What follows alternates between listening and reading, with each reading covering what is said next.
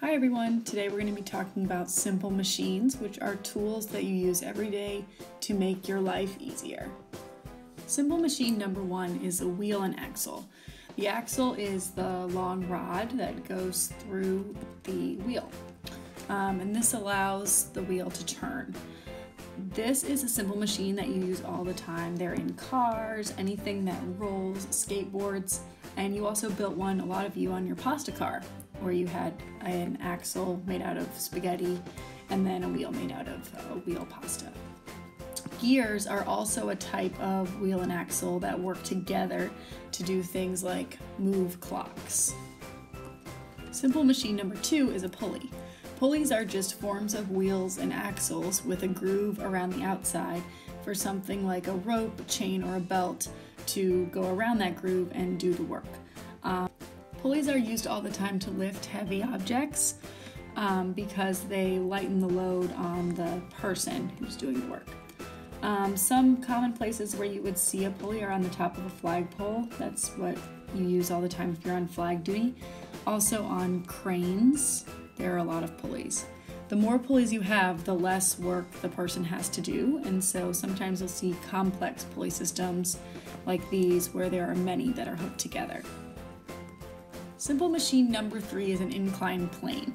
They're also sometimes called ramps. They are flat surfaces that are higher on one end than on the other, and they're designed to make it easier to move things because it would take a lot more effort to lift the load straight up than it does to move it up. This situation is showing also a wheel and axle that's being used in the wheelbarrow, and a lever.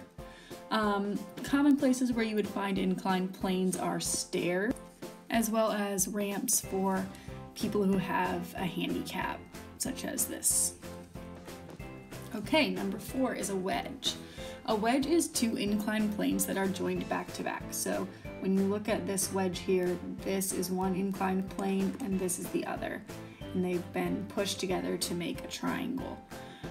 Wedges are used to split objects. So knives are very thin wedges, zippers, axes, like a logger would use to chop wood, are all examples of wedges. Number five is a simple machine that you may never have thought about as a machine before, and that is a screw. So the screw is actually an inclined plane. Here is the inclined plane that's wrapped around a cylinder, and that allows the screw to move itself when it's being rotated by a screwdriver. Other examples of places where screws are used are in drinking bottles. The cap screws on and it makes it easier to remove and put back on.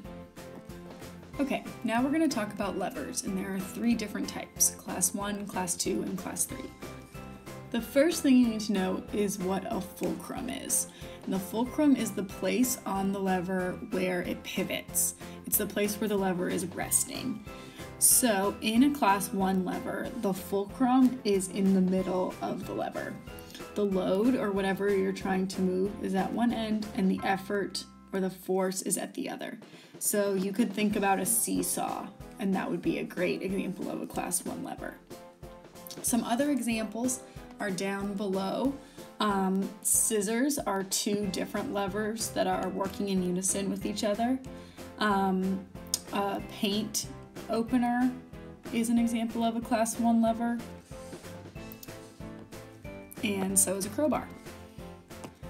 Okay, on a class 2 lever, the fulcrum has moved to the edge, and the load is now in the middle. So whatever's trying to be moved is sitting right there, and then the effort is here on the end. So this is just like a wheelbarrow, is a great example of a class 2 lever. Also a car door, same thing, and a nutcracker. The final type of lever is class 3. You can see the fulcrum is still on the end just like it was in class 2, but the load and the effort have swapped. So now the force is on the middle of the lever, and the thing that's trying to be moved is on the end. So these are things like tweezers are great examples, tongs you'd use to pick up food, also a broom. This part of the broom should stay still when you sweep, and this part is swinging. And a fishing rod. All right, so hopefully you've learned something today about the different types of simple machines that are all around you, and you can start to recognize them every day when you're using them for different tasks. Don't forget to do your canvas, and have a great week. Bye.